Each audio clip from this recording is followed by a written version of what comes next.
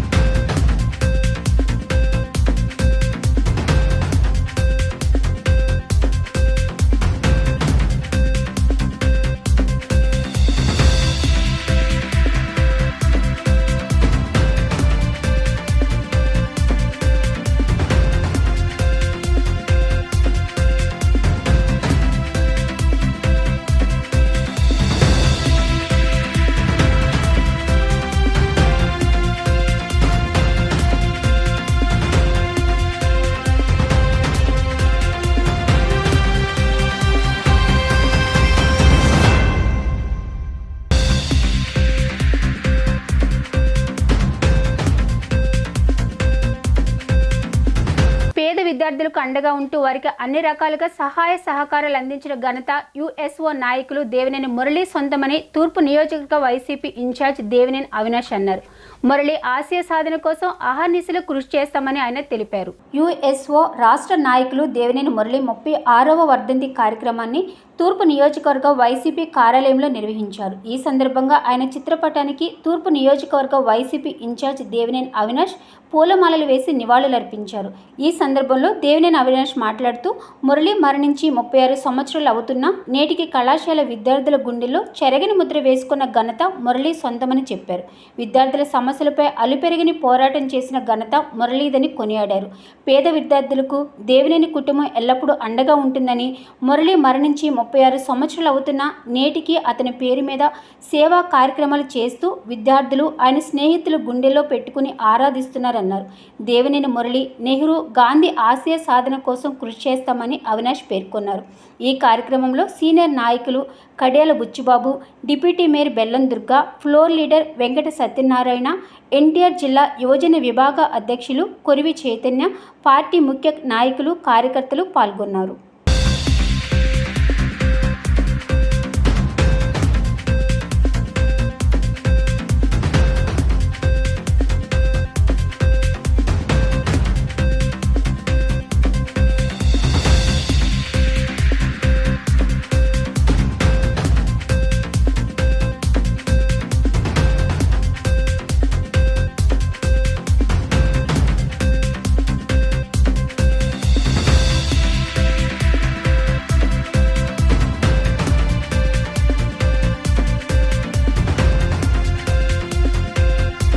స్వర్గీయ దేవినేని మురళీ గారి 36వ వర్ధంతి సందర్భంగా ఈరోజు ఘనంగా మురళీ గారి స్నేహితులు కానివ్వండి, సన్నిహితులు కానివ్వండి, దేవినేని రాజశేఖర్ నెహ్రూ గారి స్నేహితులు సన్నిహితులు కానివ్వండి, గతంలో యుఎస్ఓ ఆర్గనైజేషన్లో పనిచేసిన పెద్దలు కానివ్వండి, ఈరోజు వైఎస్ఆర్ కాంగ్రెస్ పార్టీ ముఖ్యమంత్రి జగన్మోహన్ రెడ్డి గారు ఒక నాయకత్వంలో పనిచేస్తున్న మేము అందరం కానివ్వండి, ఈరోజు ఘనంగా దేవినేని మురళీ గారికి నివాళులర్పించి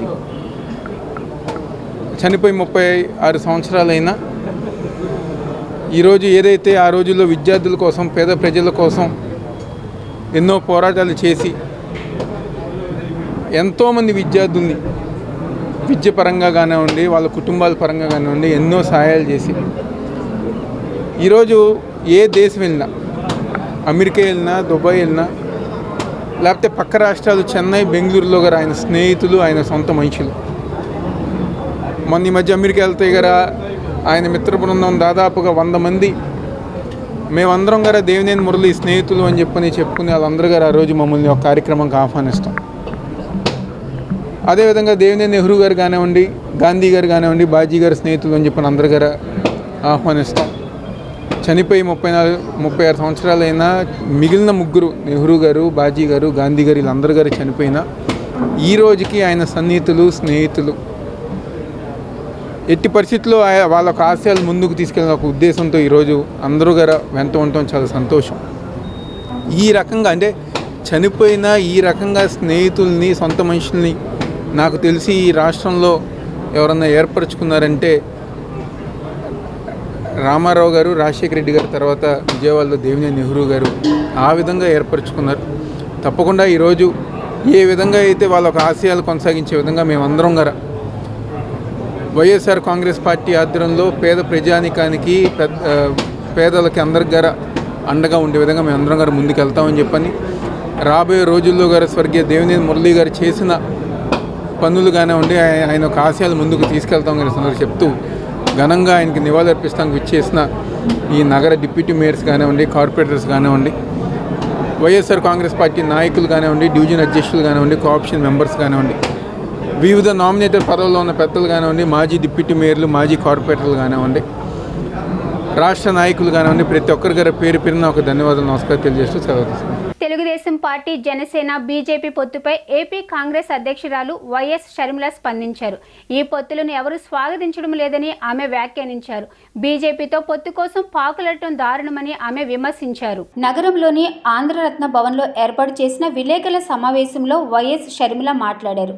ఏపీకి ప్రత్యేక హోదా ఇవ్వకపోయినా బీజేపీతో పొత్తు ఎందుకని టీడీపీ, జనసేనలను ఆమె ప్రశ్నించారు. జగన్, చంద్రబాబు ప్రత్యేక హోదాపై ఉద్యమం చేశారా అని ప్రశ్నించారు. ఏపీకి వెన్నుపోటు పొడిచిన బీజేపీతో పొత్తు ఎలా పెట్టుకున్నారని ఆమె ప్రశ్నించారు. సిద్ధం సభలతో కోట్ల రూపాయల ప్రజాధనం వృధా చేస్తున్నారని ఆరోపించారు. సంవత్సరానికి 2 కోట్ల ఉద్యోగాలు ఇవ్వాల్సిన బీజేపీ పార్టీ ఆ మాట నిలబెట్టుకోలేకపోయింది.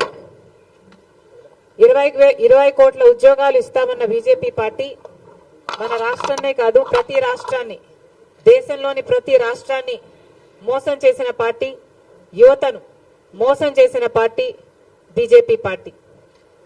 మన దేశంలో నిరుద్యోగ సమస్య ఇంత తీవ్రంగా ఉంది కాబట్టే కాంగ్రెస్ పార్టీ ఈరోజు నేషనల్ లెవెల్లో యువకులకు న్యాయం చేయటానికి మేనిఫెస్టోను రిలీజ్ చేసింది. మొన్న రాహుల్ గాంధీ గారు, కాంగ్రెస్ ప్రెసిడెంట్ ఖార్గే గారు కలిసి యువకుల కోసం రిలీజ్ చేసిన నేషనల్ మేనిఫెస్టో ఒకసారి మన రాష్ట్ర ప్రజలకు కూడా తెలియాలి కాబట్టి ఆంధ్ర రాష్ట్ర కాంగ్రెస్ పార్టీ అధ్యక్షురాలిగా ఈరోజు కాంగ్రెస్ పార్టీ నేషనల్ అజెండా యువత కోసం ఈ విధంగా ఉంది అని డిక్లేర్ చేస్తున్నాం. భర్తీ భరోసా అనే స్కీము కాంగ్రెస్ ప్రభుత్వము అధికారంలోకి వచ్చినాక 30 లక్షల ఉద్యోగాలను భర్తీ చేస్తుంది అని దేశంలోని యువతలందరికీ మాటిస్తున్నాం.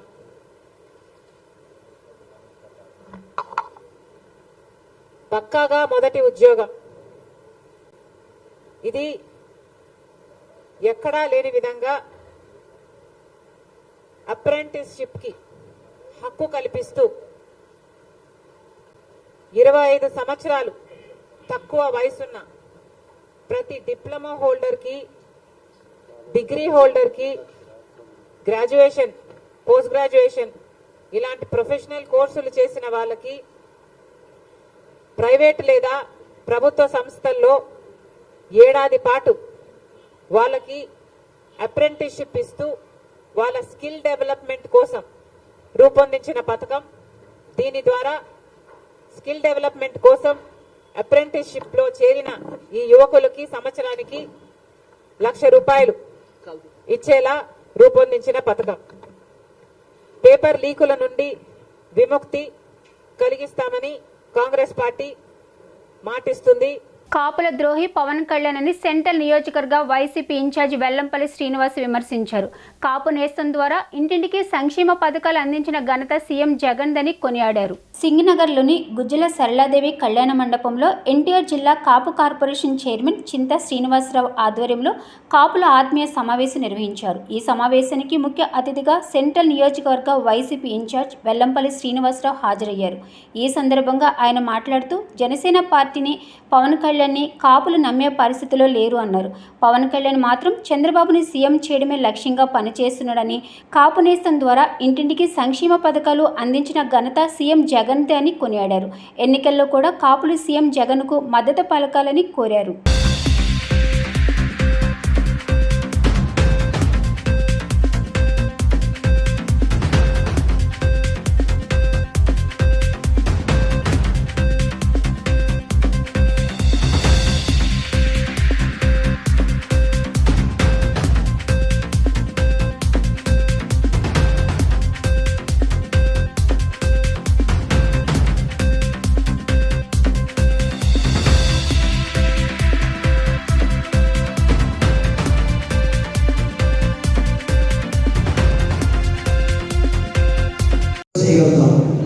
నేను తప్పకుండా నాకు మనసు ఉంది, మీకు మంచి చేస్తాను.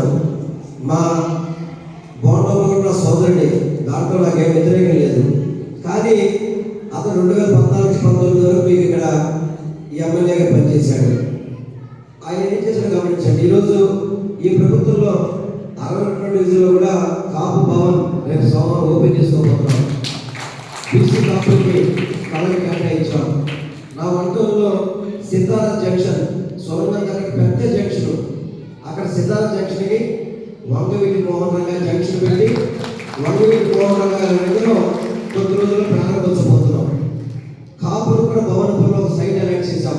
మన కార్పొరేషన్లో నేను భవనపురంలో 500 గజాలు 2 లక్షల రూపాయల స్థలాన్ని 500 గజాలు కాపు కళ్యాణ మండపానికి స్థలం కేటాయించడం జరిగింది.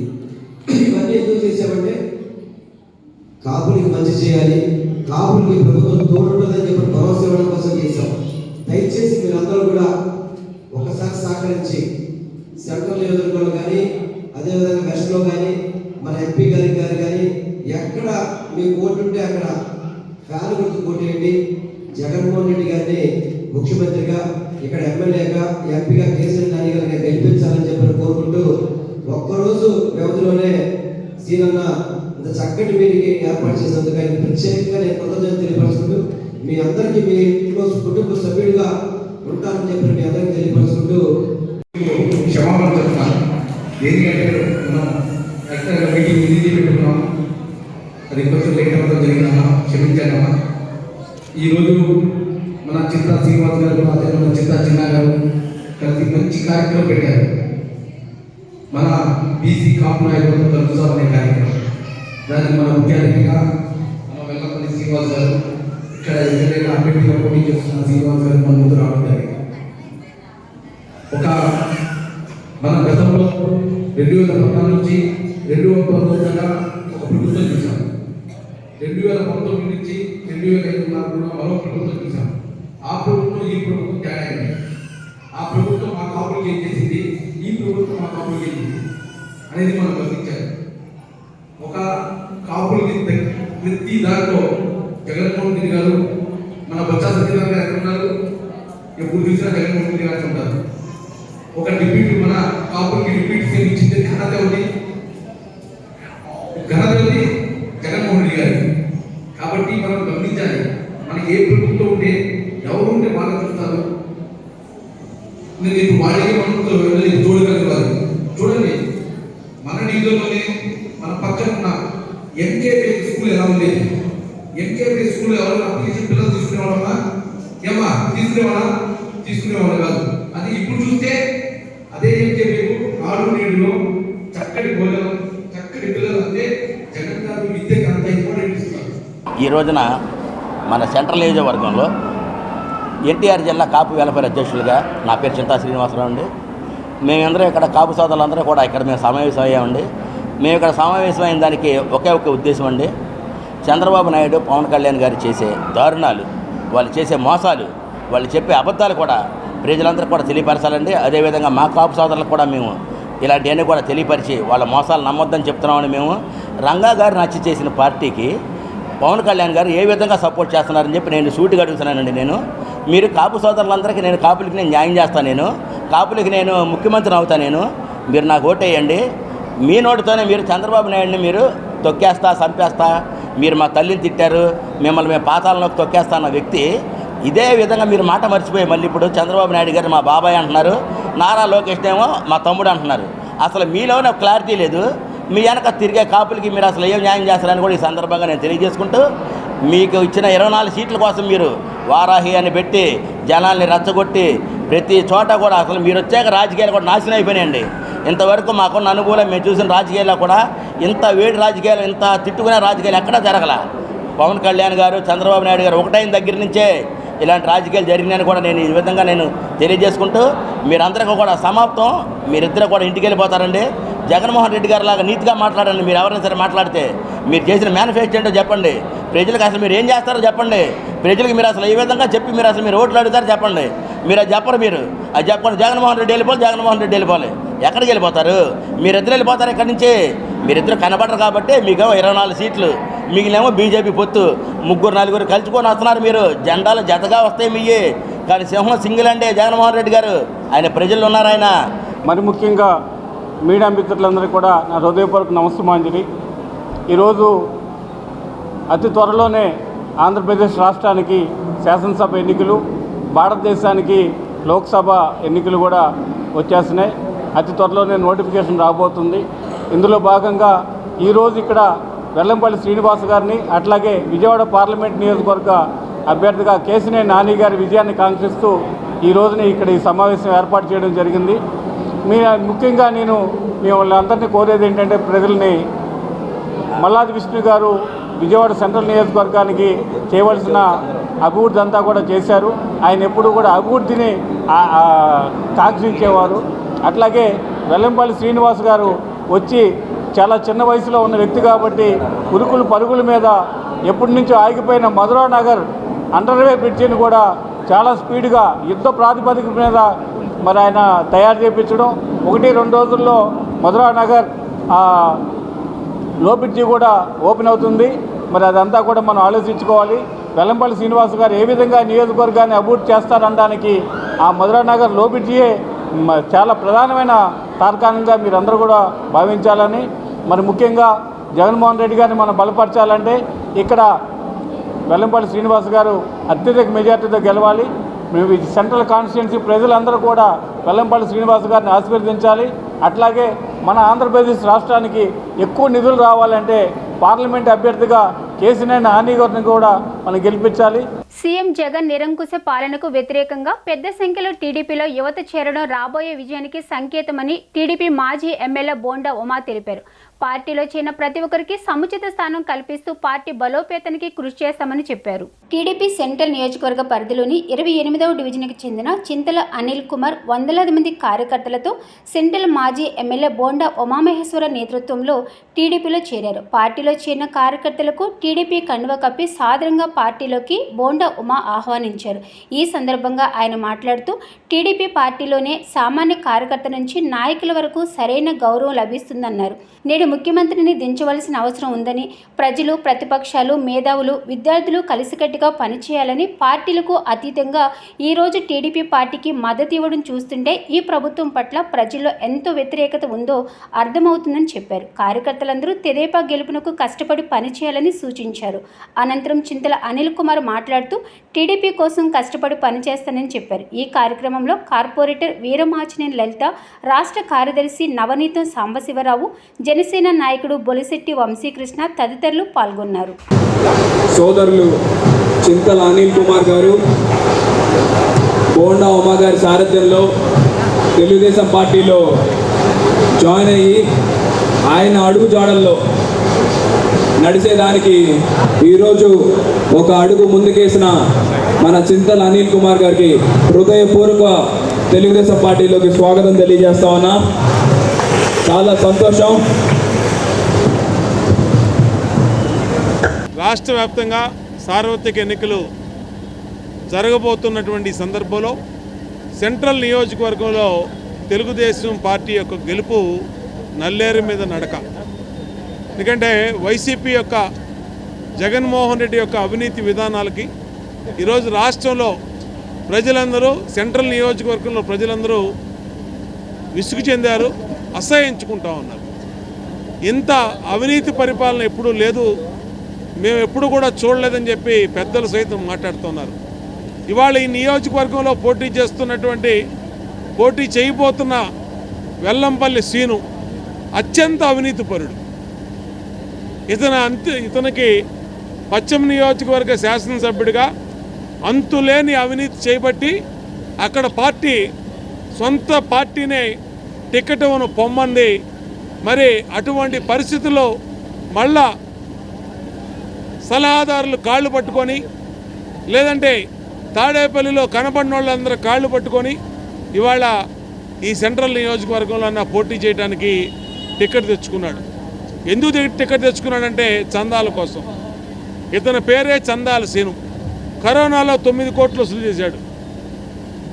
అలాగే వనభోజనాల పేరు మీద, ఆర్య వయసులో వనభోజనాల పేరు మీద 5 కోట్లు వసూలు చేశాడు. ఇతను మంత్రిగా ఉన్న సమయంలోనే వెండి సింహాలు పోయినాయి అమ్మవారి గుడి మీద. ఎక్కడ పోయినాయో ప్రజలందరికీ, విజయవాడ నగరంలో ప్రజలందరికీ తెలుసు. తెలుగుదేశం పార్టీకి పొత్తులు. గతంలో ఎన్డీఏలో ఉన్నాం మేము. గతంలో 2014 ఎన్డీఏలో నుంచే పోటీ చేశాం. పవన్ కళ్యాణ్ గారు కూడా అప్పుడు 2014లో కలిపే పోటీ చేశాం. ఇవాళ మళ్ళా జాతీయ స్థాయిలో దేశం అభివృద్ధి చెందడం కోసం మోడీ గారు పిలిపించారు. పాత మిత్రులందరూ కూడా ఎన్డీఏలో భాగస్వాములైన వాళ్ళందరినీ రమ్మని చెప్పి మళ్ళా దేశ అభివృద్ధికి సహకరించమని కోరారు. దాంట్లో భాగంగానే ఇవాళ తెలుగుదేశం పార్టీ స్పందించింది. ఖచ్చితంగా రాష్ట్ర అభివృద్ధి కోసం మాత్రమే బీజేపీతో పొత్తులు. ఖచ్చితంగా చంద్రబాబు నాయుడు గారు, బీజేపీ, పవన్ కళ్యాణ్ గారి నాయకత్వంలో ఈ రాష్ట్రం మళ్ళా అభివృద్ధిలో ముందుకెళ్తుందని ఖచ్చితంగా ఆశిస్తా ఉన్నాం. విజయవాడ సెంట్రల్ నియోజకవర్గంలో వైసీపీ ప్రభుత్వాన్ని సాగనంపడానికి నియోజకవర్గ ప్రజలు సిద్ధంగా ఉన్నారు. మరి యువతకి ఈ రోజున 2 లక్షల జాబ్ క్యాలెండర్ అని చెప్పి మోసం చేసినట్టు జగన్ని తరిమి కొడటానికి ఈ రోజున ఈ యువతే సాక్ష్యం అని కూడా ఈ సందర్భంగా తెలియజేస్తున్నాను. మరి ఈ రోజున చింతల అనిల్ వాళ్ళ మృత బృందం మొత్తం కూడా ఈ రోజున బోండా ఉమా గారి గెలుపు కోసం వారి వెనక నడవటానికి ఈ రోజున 600 మంది యువత జగన్ని ఓడించడానికి, ఇక్కడ వెల్లంపల్లిని ఓడించడానికి, ఉమా గారిని గెలిపించడానికి వారందరూ వచ్చినందుకు, తెలుగుదేశం పార్టీలో జాయిన్ అవుతున్నందుకు జనసేన పార్టీ తరఫున, తెలుగుదేశం పార్టీ తరఫున వాళ్ళందరూ కూడా ముందుగా కృతజ్ఞతలు, స్వాగతం తెలియజేస్తూ, ఇక్కడ వెల్లంపల్లి శ్రీనివాస్ అనే అవినీతి పరుడు ఈ రోజున ప్రతి ఇంటికి వెళ్ళేసి ఉమా గారి గురించి, అలాగే మా జనసేన అధినేత పవన్ కళ్యాణ్ గారి గురించి మాట్లాడుతున్నారు. నేను 600 మందితోటి తెలుగుదేశం పార్టీలో జాయిన్ అవుతున్నానండి. బోండా ఉమా గారి సమక్షంలో జాయిన్ అవుతున్నా. ఆయన గెలుపు కోసం ప్రయత్నం చేసి ఎట్టి పరిస్థితుల్లో గెలిపి చూపిస్తా. అది నా బాధ్యత. ప్రభుత్వ పథకాలు అర్హులైన ప్రతి ఒక్కరికి అందేలా చర్యలు తీసుకోవడంతో పాటు దేవిని నెహ్రూ చారిటబుల్ ట్రస్ట్ ద్వారా సామాజిక సేవా కార్యక్రమాలు చేపడుతున్నామని వైసీపీ తూర్పు నియోజకవర్గ ఇన్ఛార్జ్ దేవినేని అవినాష్ తెలిపారు. రాబోయే రోజుల్లో కూడా ఇదే విధంగా సేవా కార్యక్రమాలు చేపడుతూ ప్రతి ఒక్కరికి అండగా నిలుస్తామని అవినాష్ తెలిపారు. తూర్పు నియోజకవర్గ వైసీపీ కార్యాలయంలో దేవినేని నెహ్రూ చారిటబుల్ ట్రస్ట్ ద్వారా పలు డివిజన్లకు సంబంధించి 20 మందికి 2 లక్షల విలువ గల ఇస్త్రీ పెట్టెలు పంపిణీ కార్యక్రమం నిర్వహించారు. ఈ కార్యక్రమానికి ట్రస్ట్ చైర్మన్ దేవినేని అవినాష్ ముఖ్య అతిథిగా పాల్గొని లబ్ధిదారులకు ఇస్త్రీ పెట్టెలను పంపిణీ చేశారు. ఈ సందర్భంగా ఆయన మాట్లాడుతూ దేవినేని నెహ్రూ చారిటబుల్ ట్రస్ట్ ద్వారా నగరంలో గత 5 సంవత్సరాలుగా విస్తృతంగా సామాజిక సేవా కార్యక్రమాలు చేపట్టడం జరిగిందన్నారు. రాబోయే రోజుల్లో కూడా విద్య, వైద్య, జీవన ఉపాధి నిమిత్తం నిరుపేదలకు ట్రస్ట్ ద్వారా అన్ని విధాల అండగా ఉంటామని హామీ ఇచ్చారు.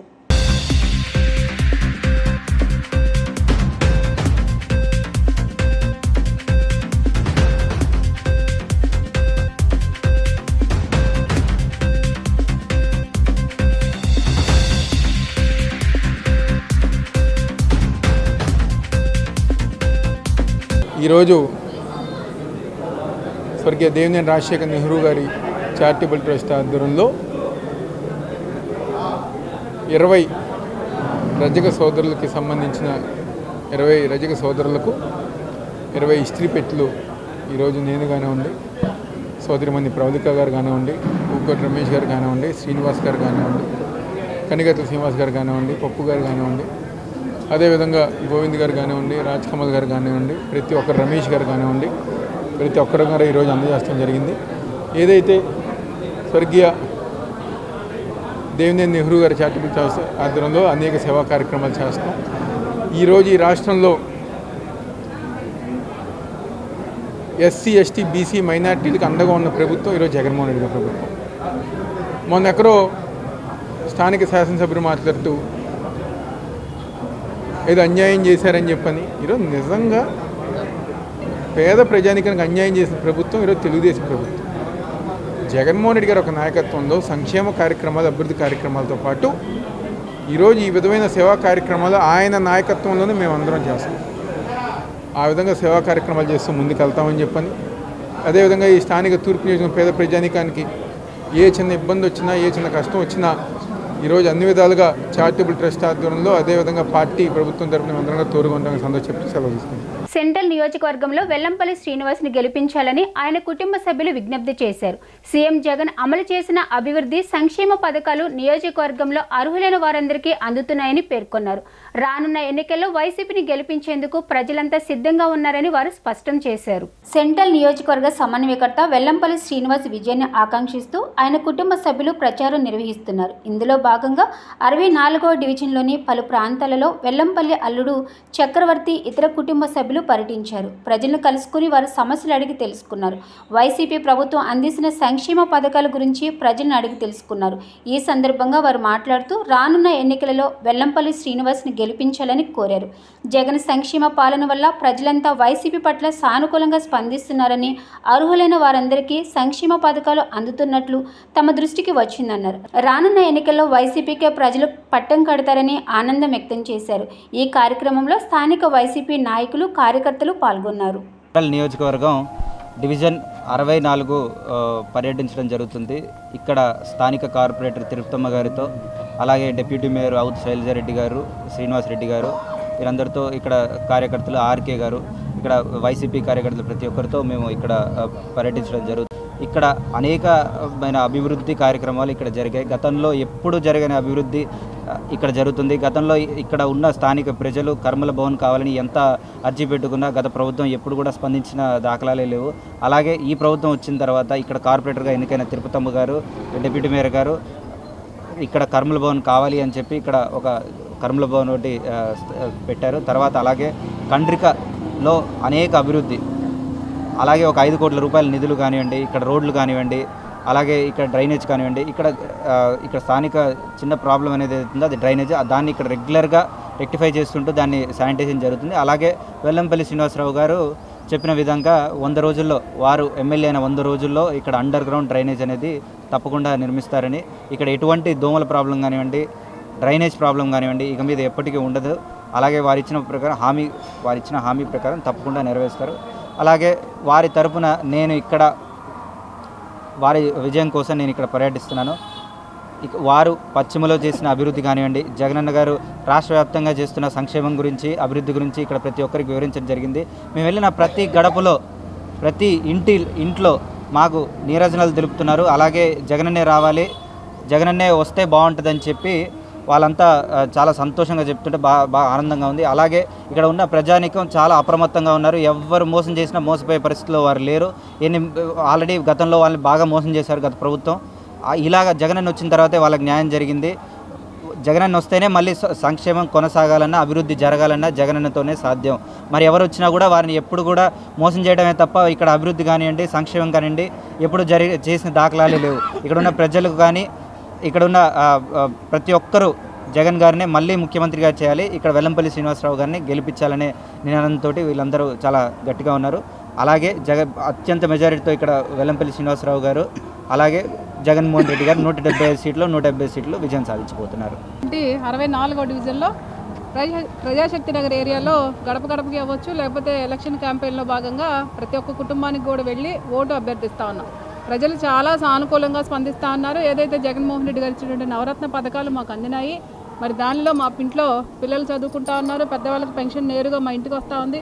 అలాగే ఏదైతే 5 సంవత్సరాల కాలంలో ప్రతి ఒక్క సంవత్సరం కూడా ఎక్కడా కూడా ఇబ్బంది లేకుండా ప్రతి ఒక్క పథకం కూడా ఇంప్లిమెంటేషన్ చేసినటువంటి ఘనత జగన్మోహన్ రెడ్డి గారిదని ప్రజలు చెప్తా ఉన్నారు.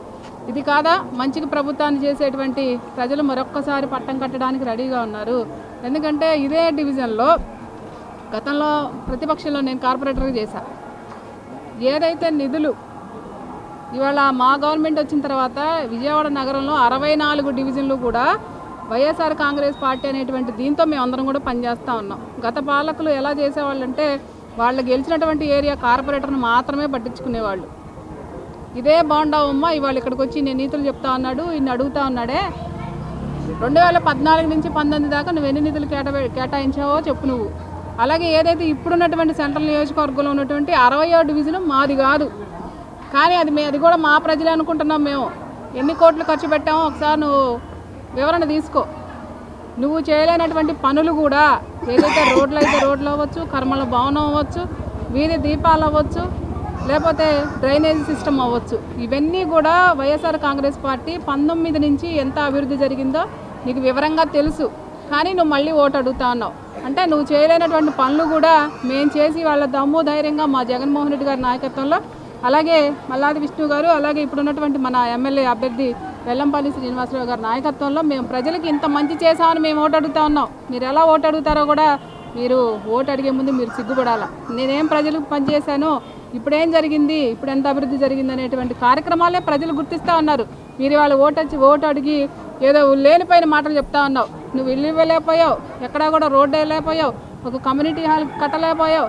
అలాగే ఏదైతే విలేజ్ కంట్రీగా ఉందో మరి ఆ కంట్రీలో సుమారుగా 6-7 కోట్ల రూపాయల అభివృద్ధి మా ఈ 2.5 సంవత్సరాలు తిరుపతి కార్పొరేటర్ అయిన తర్వాత మాత్రమే జరిగింది. 64వ డివిజన్లో ఎలక్షన్ పర్యటనలో భాగంగా మన సెంట్రల్ నియోజకవర్గ అభ్యర్థి వెల్లంపల్లి శ్రీనివాస్ గారు కుమార్తె, వాళ్ళ అల్లుడు గారు, డిప్యూటీ మేయర్ గారు, అలాగే స్థానిక కార్పొరేటర్గా నేను, వైఎస్ఆర్సీపీ కుటుంబ సభ్యులు అందరం కలిసి ప్రతి గడపకు వెళ్ళి జనాల దగ్గర ఓట్లు అడగటం జరిగింది. ప్రతి ఒక్కరూ మళ్ళీ జగనన్నే కావాలి, సీనన్నే రావాలనే నిదానంతో ఉన్నారు.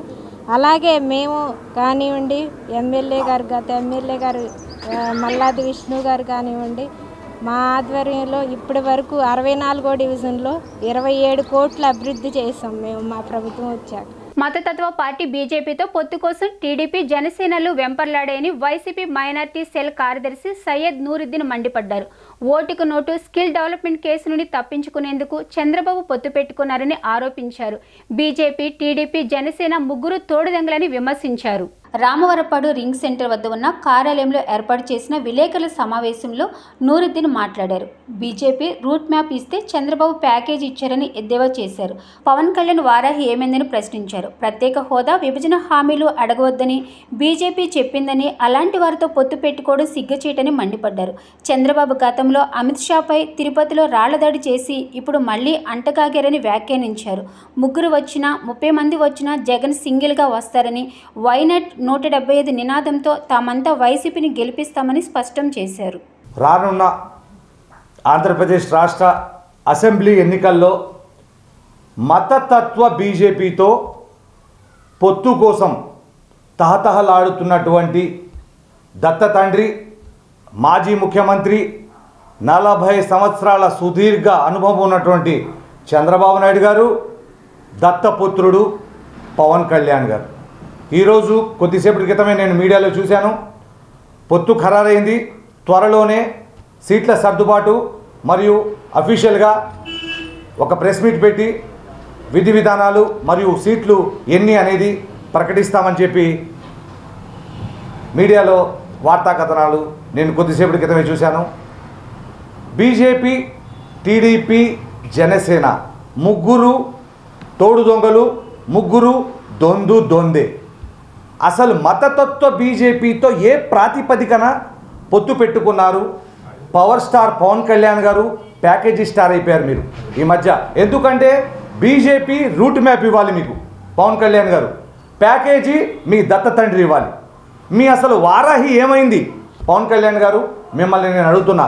రాష్ట్ర minority cell general secretary Syed Nooruddin అని నేను విజయవాడ రామవరపాడులో ప్రెస్ మీట్ అత్యవసరంగా పెట్టి ఈరోజు పవన్ కళ్యాణ్ గారిని, చంద్రబాబు నాయుడు గారిని ప్రశ్నించడం కోసమే ఈరోజు నేను ప్రెస్ మీట్ పెట్టడం జరిగింది. అసలు 4% రిజర్వేషన్ తీసేస్తే మీరేం మాట్లాడరు బీజేపీకి. అసలు ముస్లింలకు రక్షణగా ఉన్న పార్టీ ఏది? రాష్ట్ర ప్రజలందరికీ తెలుసు. జగన్మోహన్ రెడ్డి గారు ముస్లింల మైనార్టీల పక్షపాతి. అసలు ముస్లిం మైనార్టీలకి ఏదైతే దివంగత నేత, మహానేత వైఎస్ రాజశేఖర రెడ్డి గారు 4% రిజర్వేషన్ కల్పించారు, దానివల్ల పిల్లలు డాక్టర్లు అవుతున్నారు, ఇంజనీర్లు అవుతున్నారు. వెనకబడినటువంటి ఏదైతే తరగతులు ఉన్నారో అందులో ఒక చదువుకున్నటువంటి యువత ముందుకు సాగుతున్నది. ఏదైతే ముస్లిం మైనార్టీలకు విద్య, వైద్యం మరియు దాంతోపాటు ఎస్సీ, ఎస్టీ, బీసీ మైనార్టీలకు అభివృద్ధి, సంక్షేమం 2 కళ్ళుగా భావించి రాష్ట్రాన్ని అభివృద్ధి పదంలో నడుపుతుంటే ప్రత్యేక హోదా అడగొద్దు, మీరు మాతో పొత్తు పెట్టుకోండి అన్న బీజేపీతో మీరు అంటకాగారు. పాచిపోయిన 2 లడ్డూలు ఇచ్చారు మీరు అని చెప్పి 2014 ఎన్నికల ముందు బీజేపీని తిట్టిన అదే నోట్తో ఏ మొహం పెట్టుకుని పవన్ కళ్యాణ్ గారు మీరు బీజేపీతో పొత్తు పెట్టుకున్నారు? దీనికి సమాధానం చెప్పాలి. 4% రిజర్వేషన్ తీసేస్తానన్నారు అమిత్ షా గారు, అందుకు మీరు పొత్తు పెట్టుకున్నారా? ముస్లింలకు వెన్నుపోటు పొడవాలనుకుంటున్నారా మీరు? మామకు వెన్నుపోటు పొడిచినటువంటి చంద్రబాబు నాయుడు గారితో 6 నెలలు అయితే వాడు వీడు అవుతారు. అలాగే ముస్లింలకు వెన్నుపోటు పొడవాలనుకుంటున్నారా? పవన్ కళ్యాణ్ గారు సమాధానం చెప్పండి. ఇక చంద్రబాబు నాయుడు గారు 2014 ఎన్నికల ముందు ఏం మాట్లాడారు? ప్రత్యేక ప్యాకేజీ ఇచ్చినందుకు తిరుపతి సభలో బీజేపీ నాయకులు వస్తే రాళ్లదాడి చేయించారు, యూటర్న్ తీసుకున్నారు, హోదా అన్నారు, ప్యాకేజీ తీసుకున్నారు, మోడీని తిట్టారు, మళ్ళీ ఇప్పుడు వెళ్ళి మోడీతో అంటకాగుతున్నారు. మోడీ దగ్గర దత్తపుత్రుడు, దత్త తండ్రి మోకరిల్లిపోయారు.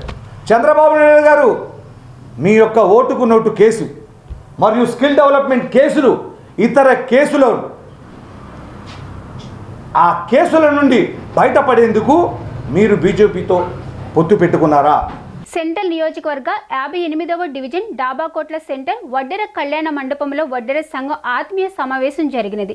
ఈ కార్యక్రమానికి ముఖ్య అతిథులుగా టీడీపీ పొలిట్ బ్యూరో సభ్యులు బోండా ఉమ, పార్టీ సీనియర్ నాయకులు కేశినేని శివనాథ్, జనసేన పార్టీ సెంట్రల్ నియోజకవర్గ సమన్వయకర్త బొలిశెట్టి వంశీకృష్ణ పాల్గొన్నారు. ఈ సందర్భంగా బోండా ఓమా మాట్లాడుతూ తెలుగుదేశం పార్టీ అధికారంలోకి రాగానే పూర్ టు రిచ్ నమ్మకం భరోసాను కల్పించే విధంగా వివరించి తెలుగుదేశం పార్టీని బలోపేతం చేయాలని వడ్డెర సంఘం నాయకులకు సూచించారు. తెలుగుదేశం పార్టీ మేనిఫెస్టోలో ప్రకటించిన పథకాలను ప్రజలకు వివరించాలని కోరారు.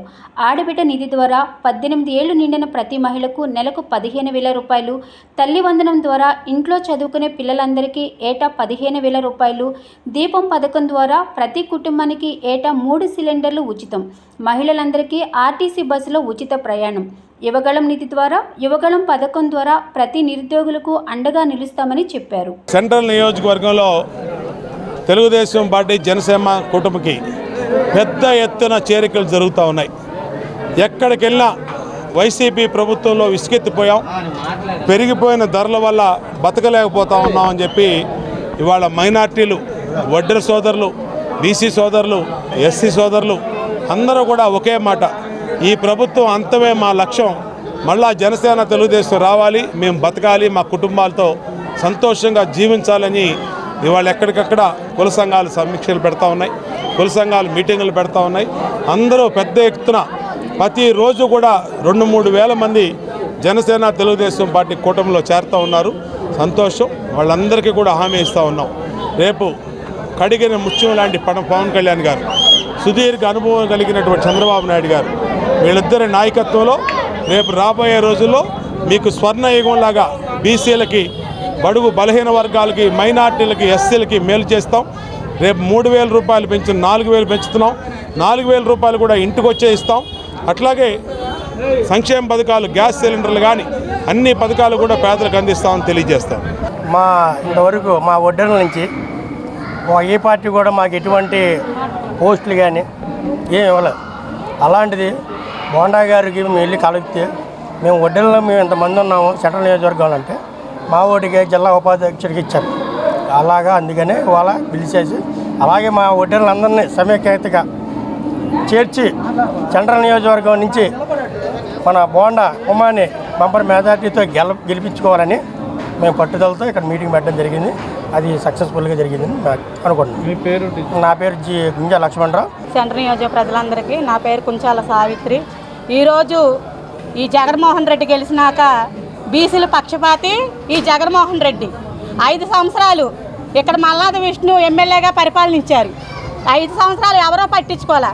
ఇప్పుడు ఇంకొత్తగా పిచ్చోడు వచ్చాడు పక్క నియోజకవర్గం నుంచి. ఆ చెత్త అక్కడ పనికిరాదని ఇక్కడ తరిమారు.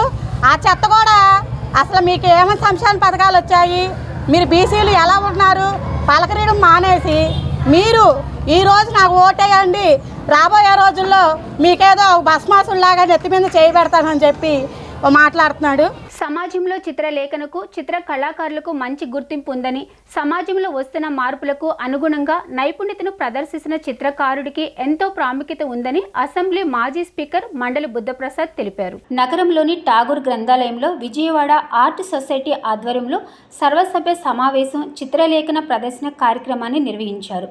ఈ చిత్రలేఖన ప్రదర్శనకు పలువురు చిత్ర కళాకారులు పలు చిత్రాలను ప్రదర్శించారు.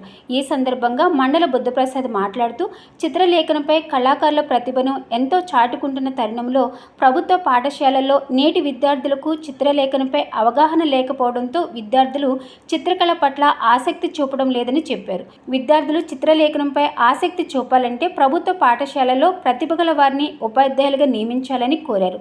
చిత్రలేఖనంపై అనేక మంది వారి ప్రతిభను చాటుకుంటున్నారని ఈ కార్యక్రమంలో పలువురు చిత్రకారులు ప్రముఖులు పాల్గొన్నారు.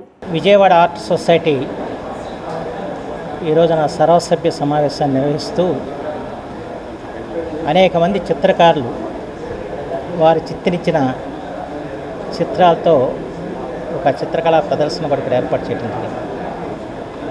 చాలా అద్భుతమైన చిత్రాలని వారు చిత్రీకరించి మన కనువిందుగా ప్రదర్శించడం జరిగింది. ప్రత్యేకించి భారతీయ చిత్రకళలో మన ఆంధ్రప్రదేశ్కి ఒక ప్రత్యేకమైన స్థానం ఉంది. ఎందరో సుప్రసిద్ధ చిత్రకారులు తెలుగువారిగా పుట్టి ఈ భారతీయ చిత్రకళని సుసంపన్నం చేశారు. వారిలో బాపు గారు కానివ్వండి, వడ్డాది పాపయ్య గారు కానివ్వండి, అలాగే నైరుతి చిత్రకళలో ఎస్వి రామారావు గారు కానివ్వండి, కొండపల్లి శేషగిరిరావు కానివ్వండి, విటి రెడ్డి గారు కానివ్వండి, ఇలాంటి మహామహులందరూ చిత్రకళలో మనకి ఒక గౌరవాన్ని దక్కించారు. అంతకంటే పూర్వం చెప్పుకోవాలంటే మనకి దాగల రామారావు గారు, అడవి బాపిరాజు గారు, అలాగే ఇత్యాదులందరూ కూడా ఆంధ్ర చిత్రకళ అని చెప్పి మళ్ళా ఒక చిత్రకళకి వారు నాంది పలికి భారతీయ చిత్రకళలో ఆంధ్ర చిత్రకళకు కూడా ఒక స్థానాన్ని కల్పించిన మహానుభావులు. దానికి ఆ రోజున ఆంధ్రజాతీయ కళాశాల మచిలీపట్నం ప్రమోద్ కుమార్ చటర్జీ గారు యొక్క శిష్యరికం వహించడం, అలాగే రాజమండ్రిలో ఆస్వాల్డ్ కూల్డ్రే గారు యొక్క శిష్యరికం వహించడం, వారి యొక్క ప్రభావంతో మనదైన ఒక చిత్రకళని సృష్టించాలని చెప్పి ఆంధ్ర చిత్రకళను ఆ రోజున వారు సృష్టించడం జరిగింది. అలాగే రకరకాల చిత్రకళలు మనకి ఉన్నాయి. మొగలాయి పత్తులో చిత్రకళలు ఉన్నాయి, అనేక చిత్రకళలు ఉన్నప్పటికీ కూడా ఏ చిత్రకళలో అయినా కూడా తనదైన సామర్థ్యాన్ని ప్రదర్శించింది మాత్రం తెలుగు చిత్రకారులు అని చెప్పడం ఎటువంటి సందేహం లేదు. అయితే చిత్రకళ అన్నది చాలా ఖరీదైన వ్యవహారం. అయితే ఏంటి వీళ్ళు చిత్రాలని వారు రచిస్తున్నారు కానీ వాటిని తగిన కొనుగోలు చేసే పరిస్థితులు మనకి కనిపించట్లేదు. ఎందుకంటే వారిని ప్రోత్సహించాల్సిన అవసరం ఉంది. వారి చిత్రకళను మనం ఆస్వాదించడం కాదు, వాళ్ళ పడ్డ శ్రమకి తగిన విలువనిచ్చి మనం వాటిని కొనుగోలు చేసి వాళ్ళకి ఖ్యాతిని పెంచాల్సిన అవసరం మాత్రం అంతేనా ఉంది. ఆది మానవుడి నుంచి ఆధునిక మానవుడి దాకా ఎన్నో రకాల కళల్లో అది కొన్ని వేల సంవత్సరాల నుంచి వస్తున్న వాటిలో అత్యంత ప్రాచీనమైనది చిత్రకళ. ఏదైనా ఒక నమూనాని చూసి కానీ లేకపోతే ఊహించి కానీ గోడల మీద వేసిన చిత్రాల దగ్గర నుంచి ఈ రోజున రకరకాల ప్రక్రియలు, ఆ ప్రక్రియల్లో ఈ గోడ బయటికి వచ్చే 3D ప్రక్రియతో సహా ఈ రోజున చిత్రకళ చాలా చాలా అభివృద్ధి చెందింది. ఈ విజయవాడ ఆర్ట్ సొసైటీ వాళ్ళు ఈ రోజున చాలా అత్యద్భుతమైన సర్వసభ్య సమావేశంతో పాటు చిత్ర ప్రదర్శన కూడా పెట్టారు.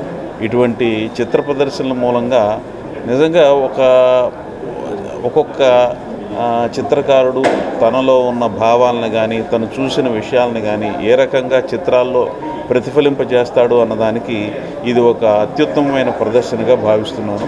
హృదయపూర్వకమైన శుభాకాంక్షలు తెలియజేస్తున్నాను. సర్వసభ్య సమావేశం మరియు విజయవాడ ఆర్ట్ సొసైటీ సభ్యుల ఎగ్జిబిషన్స్ ఈరోజు మరి జరుగుతుంది. ఈ కార్యక్రమానికి గౌరవనీయులు మరి మండల బుద్ధప్రసాద్ గారు మరి ముఖ్య అతిథిగా వచ్చేశారు.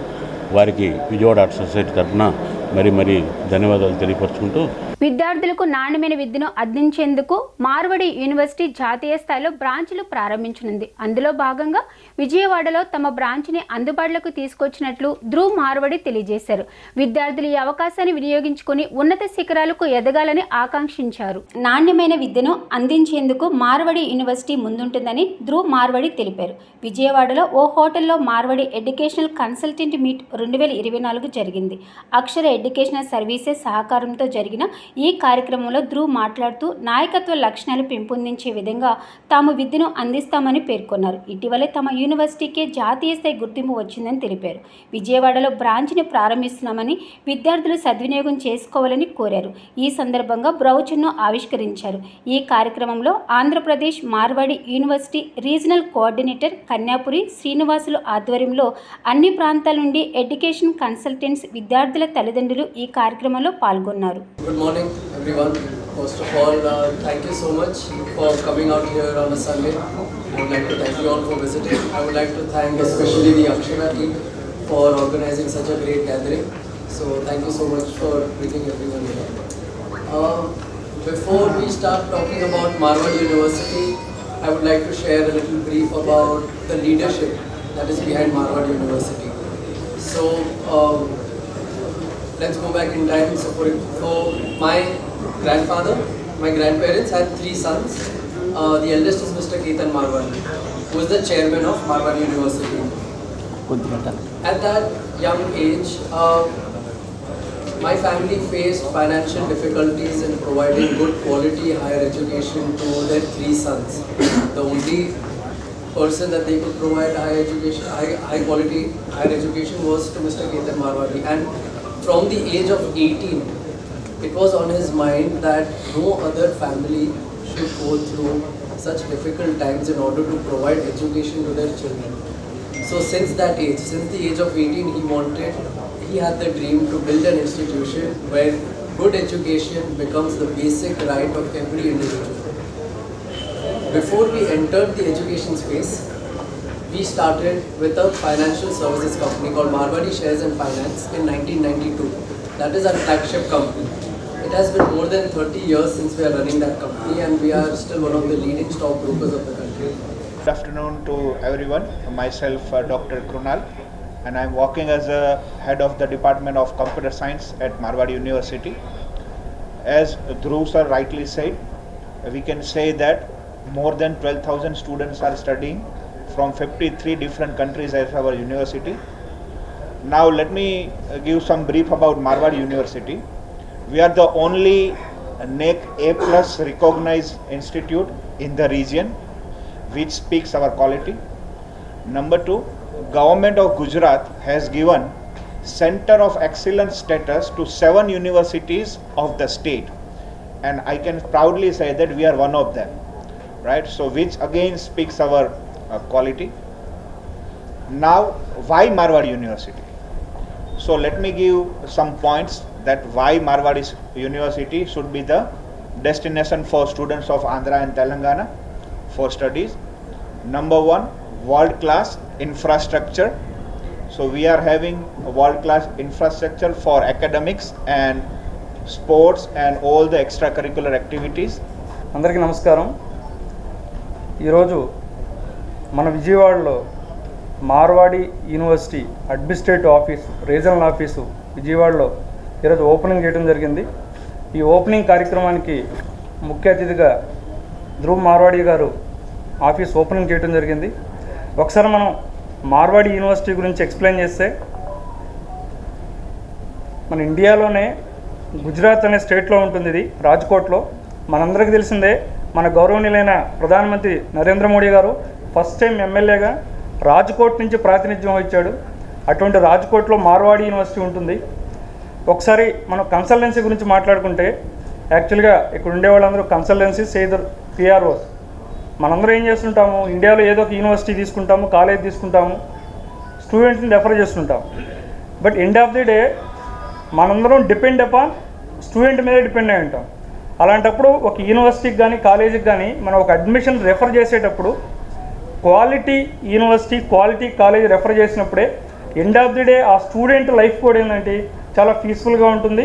So like first of all, I want to thank everyone, those who are like gathered here on this occasion of Akshara Educational Services, like opened up office for exclusively for Marwadi in the region of Vijayawada.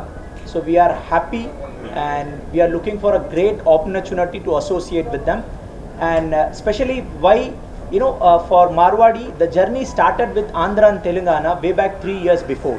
So right now in-house in Marwadi University we have more than 300 plus students.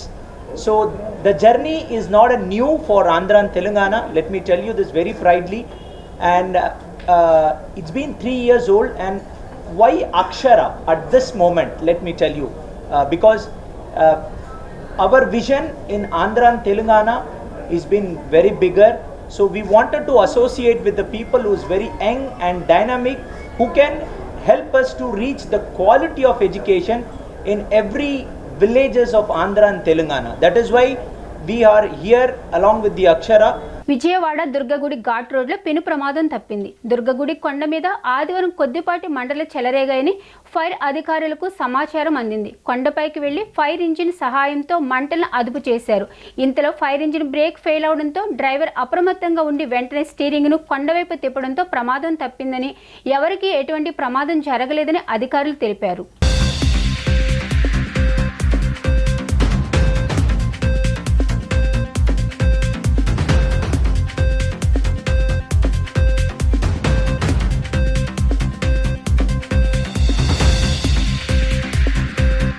వార్తలు ముగించే ముందు ముఖ్యాంశాలు మరొకసారి. జన ప్రవాహంతో కిక్కిరిసిపోయిన మేదరమెట్ల సిద్ధం సభా ప్రాంగణం. నాకు వెన్నంటి ఉంటున్న ప్రజలే కొండంత బలమన్న సీఎం జగన్. దేవినేని మురళి వర్ధంతి సందర్భంగా నివాళులర్పించిన వైసీపీ తూర్పు ఇన్ఛార్జ్ దేవినేని అవినాష్. పేద విద్యార్థులకు కొండంత అండగా ఉంటూ యుఎస్ఓ స్థాపించిన ఘనత ఆయన సొంతమని కితాబు. పొత్తులపై మండిపడ్డ పీసీసీ ప్రెసిడెంట్ వైఎస్ షర్మిల. ప్రత్యేక హోదా ఇవ్వకుండా మోసం చేసిన బీజేపీతో అంటకాగడమేంటని ప్రశ్న. డీ న్యూస్ ఇంతటితో సమాప్తం. తిరిగి మరో బులెటిన్లో కలుద్దాం. Keep watching the news.